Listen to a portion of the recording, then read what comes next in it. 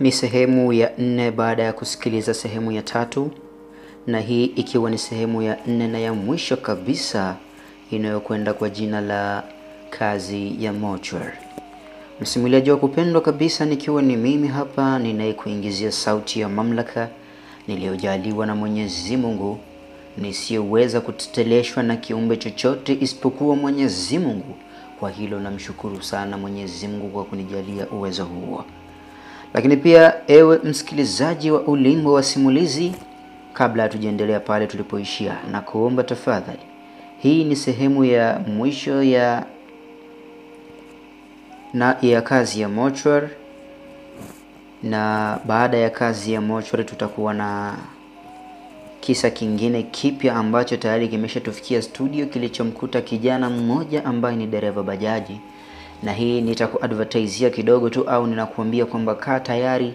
Baada ya kazi ya mortuary, basi kitu ambacho kitafata itakuwa ni kijana ambaye alikuwa anafanya kazi ya udereva bajaji, lakini katika kazi yake ya udereva bajaji akajikuta akiwa na tamaa. Mwisho wa siku tamaa ikamfanya aingie sehemu ambazo mpaka leo anashindwa kusahau. Naam, nisipunguze utamu kabla ya kufika katika kisa hicho cha kijana yetu dereva bajaji, tuendelee na kazi ya mortuary pale tulipoishia. Lakini pia ninapenda kukusihi ewe msikilizaji wa Ulimbo wa Simulizi kwamba mwandishi wako au mtafuta watu wenye mikasa tofauti tofauti yenye ukweli katika Tanzania yetu na nje ya Tanzania, si mwingine ni yule gwiji wa magwiji katika uandishi, mtafuta story za uhakika ambaye ni Zuberi Maruma. Unaweza kumpata kwa namba za simu 06735645 na mwisho ikiwa ni 53. Naam, songa nayo baada ya kusikiliza sehemu ya 3. Hii ni sehemu ya 4 ikiwa ni sehemu ya mwisho kabisa. Naam, tuliishia pale ambapo yule mlinzi mwenzake na Joseph alikuwa akiita, akasema, "Jose!" Akaita kwa mshtuko. Wale wenzake wote wakasogea kutazama ule mwili ulotulia pale kitandani. Mbona maajabu! Mawazo yasojibika yalikitawala kichwa changu. Nilishindwa kujitafsiri mimi ni mzima au tayari mimi ni maiti. Nilikumbuka baadhi ya sinema nilizowahi kuangalia, jinsi nafsi ikitengana na mwili, jinsi nafsi inavyotapatapa. Kukumbuka vile ndivyo nilivyozidi kuumia. Ina maana mimi nimeshakufa na ule nilouona ndio mwili wangu? Hapana, haiwezi kuwa mimi. Nikakumbuka pia jinsi mwili ule ulivyonicheka na kunikejeli hapo awali. Kuna kitu, lazima kuna kitu. Nilizidi kuwaza, mwisho nikajiona mpumbavu kuzidi kuwaza pasina kufanyia ufumbuzi jambo lile. Kwanza niligundua hakuna aloniona, achilia mbali kunisikia hata pale nilipopaza sauti zaidi ya yule maiti mwenye sura yangu. Hivyo pale nilipata wazo nichepuke mpaka katika ule mwili ndio ungenijibu maswali yangu. Nilifika nikaufunua. Cha ajabu, ule mwili ulikuwa umejilaza kama zilivyo maiti, na hata nilipojaribu kuushika kwa lengo la kuuamsha sikufanikiwa. Nikabaki nikihangaika huku machozi yakinitiririka. Nilijua hakika sasa huu ndio mwisho wangu. Wakati nikiendelea kuhangaika nikilia pembeni ya ulipolala mwili wangu, ghafla nikapata wazo nitoke nje nikajue nini kinaendelea. Nikanyanyuka pale na kuelekea nje. Kule nje katika kiti cha kupumzikia watu nilimwona kaketi nesi Magdalena. Daktari Mary yule alikuwa mpenzi wangu na kuniunganisha pale, pia alikuwa na mlinzi mwenzangu na wale wafanya usafi 4. Ni kama walikuwa wakizungumza. Haraka nikapiga hatua kuwafuata, lengo nisikie ni kipi wanachozungumza. Hapana, nakataa, huyu mtu hajafa. kuna mazingira yaliyomfanya mpaka mumkute mochwari. Naomba sana, tena sana, mke wake asiambiwe chochote na mtu mwingine yeyote asijue juu ya jambo hili. Huo mwili uacheni humo humo mochwari mpaka nitakapotoa maelezo mengine. Mimi nitajua cha kufanya. Baada ya Mary kuzungumza vile, wale wakamwitikia, akatoka na kulifuata gari lake. Sikutaka kubaki nyuma, nikamfuata. Alipofungua tu mlango, nikawahi kuingia ndani. Gari ikaondoka. Aliendesha gari mpaka maeneo fulani ambapo alipaki gari, akafungua mlango na kutoka, nami nikafuatia.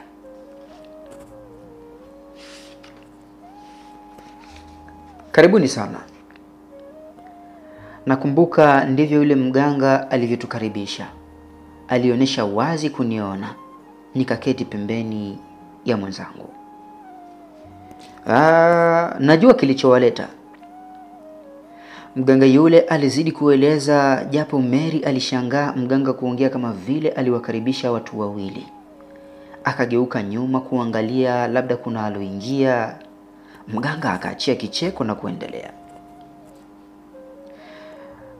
Mary, najua juu ya hofu iliyokupata. Ulijua umekuja mwenyewe, ila ukuja peke yako. Umekuja na mwenzako. Japo hukuwa na uwezo wa kumuona, ila nikwambie tu, mawazo yako yapo sawa. Mwenzako ni mzima, ila kuna viumbe wa ajabu, kwa lugha nyepesi mapepo, wanaoishi ndani ya ile mochwari. Hawajapendezwa na yeye. Ndivyo ilivyokuwa, ndiyo ilokuwa ikimfanyia mauzauza kule mochwari. Na baada ya kuwa king'ang'anizi wa kutoiacha hiyo kazi, ndipo usiku wa jana wakaamua kuitoa nafsi yake katika mwili wake. Na kama mwili ule ungezikwa, ndivyo ingekuwa mwisho wa maisha ya mwenzako huyo. Mganga yule alimweleza Mary mambo ambayo yalinishangaza. Hata mimi mwenyewe katu sikujua wala kufikiri kwamba kumbe mochwari kuna viumbe wa ajabu wanaoweza kumuingia maiti naye kufufuka. Pia mganga alizidi kueleza kuwa hata mimi nilikuwa pale, japo Mary hakuniona, na alikuja na mimi pasina ya kujua. Mganga akamwambia Mary akaulete ule mwili wangu kule mochwari. Mary alishukuru akatoka, nami nilipotaka kunyanyuka, yule mganga akanipa ishara niketi, nisiondoke. Na mimi kwa sababu bado najipenda, ikabidi nimtwe. Basi akanambia nitulie pale, yeye akaendelea na wagonjwa wengine.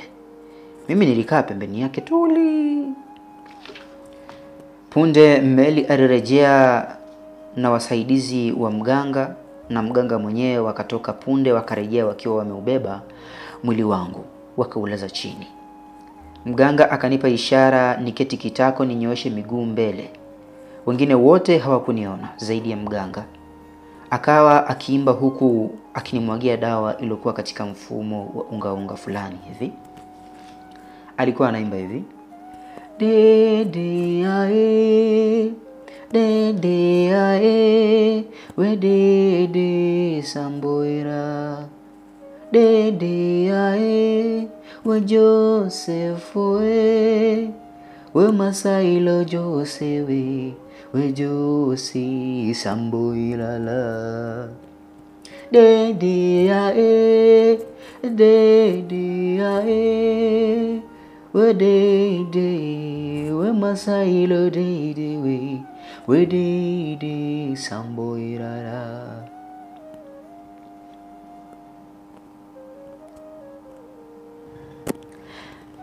Wakati akiendelea kuimba ile nyimbo yake, ghafla kizunguzungu kikali kikanishika na hatimaye nikadondoka na kupoteza fahamu. Sikujua kilichoendelea. Kuja kuzinduka sikuuona ule mwili.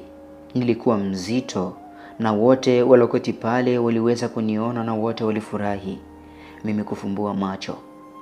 Ni kama nilikuwa usingizini na sasa nimezinduka. Na hata nilipojaribu kumgusa mpenzi wangu Dr. Mary nilifanikiwa. Hakika nilifurahi sana. Mganga yule akanimalizia tiba. Kwa kuwa alionyesha uwezo wa mwisho, akamuomba anipe kinga mimi nilinde kule mochwari pasina kusumbuliwa na vile viumbe viovu. Mganga akacheka sana kisha akasema, ukweli uwezo huo yeye hana. Yeye uwezo wake umeishia pale. Alitueleza kuwa katika kila mochwari huwa viumbe hao lazima wawepo, na huwa hawaonekani kwa macho ya kawaida. Ni viumbe wenye nguvu sana. Ndiyo huwarahisishia wachawi wanaoenda mochwari kuchukua maiti za watoto. Wakikubali hawatokusumbua na utaona mochwari ni sehemu ya kawaida tu. Uwezi kukupa ujasiri na pia uoga kama niliokuwa nao mimi. Mganga alizidi kusisitiza kuwa hao ni viumbe hatari sana. Hivyo nikae navyo mbali na niache ile kazi mara moja kama nitapenda kuendelea kuishi. Maelezo yale yalinitisha sana na kuzidi kuniogopesha. Tukaruhusiwa. Tukiwa tunarudi, Mary alionekana na mawazo sana. Pia alionekana kukosa raha nilipomuuliza sababu, si ndio akanipasulia. Jose mpenzi, wewe hutokuwepo pale mochwari. Kumeniumiza sana. Kuna dili limekupita kushoto, lingebadilisha maisha yako mpenzi wangu. Ni dili gani hilo? Si ndipo Mary alipoanza kunieleza juu ya dili lile la mheshimiwa waziri fulani ambalo alihitaji kuja kufanya mapenzi na maiti kwa sababu zake mwenyewe, na mimi kama mlinzi angenitoa hela ya kutosha ambayo ingekuwa kama mtaji kwangu. Nikakumbuka kweli yule mheshimiwa alinipa namba zake na akaahidi kunitafuta leo. Sasa itakuwaje? Nikajikuta nauliza huku tamaa ikionekana wazi kunishika. Kumbe yule mheshimiwa aloleta vitanda alielekezwa kwangu na Mary. Sikujua hili mwanzo. Itabidi dili hili afanye mwenzako, ila imeniuma sana. Mary, hapana mpenzi. Itakavyokuwa na iwe, kama kufa wacha nife, lakini hilo dili wacha nikalifanyie kazi. Kwa hiyo siku moja tu. Mwenzangu akaguna pasina kuamini kile akisikiacho. Pamoja na onyo nililopewa na mganga eti bado nataka nirudi mochwari. Pamoja na mauzauza yote yale, bado sijakoma. Basi baada ya kuongea maneno yale nilishangaa Mary akipaki gari pembeni. Kwa nini wataka kuniacha mpenzi? Kwa nini? Mary aliongea kwa uchungu huku akinitolea macho makali usoni, akionekana kutopendezwa na kauli yangu ile. Ni maisha mpenzi, ni maisha tu. Na mimi natamani kuishi, kula na hata kuvaa vizuri, mimi na familia yangu. Ndio utaki kuhatarisha maisha yako? Sipo tayari kwa hili. Fanya biashara sasa, nitakupa mtaji. Kweli mpenzi wangu? Kweli mpenzi wangu yule alinipa mtaji wa milioni 5 ambao nilinunua mbao na kuanza kuuza. Kazi ya kulinda maiti nikaachana nayo kabisa. Nilikuwa nimeifanya ndani ya siku 15 tu, lakini kimbembe nilichokutana nacho, wallahi nakijua mimi mwenyewe. Ni ndani ya wiki 2 na siku 1. Kwa sasa mimi ni mfanyabiashara mkubwa tu wa mbao, nikimiliki fuso zangu 3, gari 2 za kutembelea, moja ikiwa ya mke wangu, na nyumba 2. Moja nikiishi mimi na mke wangu, nyingine tukipangisha. Na kwa sasa nina watoto 3, nao wanajitegemea. Pia daktari alinizalia watoto 3 ambao nao pia wanajitegemea. Si kwamba tu nimeacha kazi ya mochwari, hata kukanyaga mochwari kufata mwili wa mtu alokufa si kanyagi. Labda kufika huko mochwari, labda mimi mwenyewe ndio niwe maiti. Brother msikilizaji, sister msikilizaji, naomba nimalizie hivyo. Naam, mzee Jose ndivyo alivyomaliza simulizi yake hivyo bana. Na hapa ndipo tumefika tamati ya sehemu ya 4. Je, ewe msikilizaji wa Ulimbo wa Simulizi, hebu niambie hapo chini katika comment section, umejifunza nini kupitia simulizi hii ya Bwana Joseph inayoitwa Kazi ya Mochwari. Tumeipa jina Kazi ya Mochwari, lakini hii inamhusu Joseph na maisha yake ya kazi yake ya mortuary ambayo alifanya ndani ya wiki 2 na siku moja, kwa maana ya siku 15. Naam, tuambie hapo katika comment section, wewe ungefanya nini? Naam, bila kusahau sauti hii ambayo unaisikiliza sasa hivi hapa ni sauti ya Khan Ibn Ahmad, sauti ya mamlaka ambayo Mungu mwenyewe amesema hii sauti hataki ifeli, na akaahidi kwamba hii sauti ataitunza kwa miaka yote mpaka mwisho wa uhai wa Khan Ibn Ahmad. Lakini pia mimi binafsi ninajiombea Mungu aendelee kunilinda, lakini pia akulinde ewe msikilizaji wa Ulimbo wa Simulizi. Lakini pia ninapenda ewe msikilizaji wa Ulimbo wa Simulizi, tusiache kumwombea bwana wetu huyu, kiongozi wetu wa Ulimbo wa Simulizi si mwingine ni Zuberi Maruma, huyu gwiji wa uandishi ambaye anakufanya uburudike kwa kutafuta riwaya safi, simulizi, visa na mikasa ambayo itakuacha midomo wazi. Naam, kuna kisa nimekutajia hapo awali kwamba nitakuwa nacho baada ya kazi ya mortuary, ambao hii ni kijana alitaka kufanya utapeli kwa bibi, na hiyo ikamfanya aliuponza bana, tamaa mbaya. Naam, nikusihi tafadhali usikose hiyo inayokuja, nitaanza kuwa nayo hivi soon, itakuwa ikiingia mtandaoni hapa.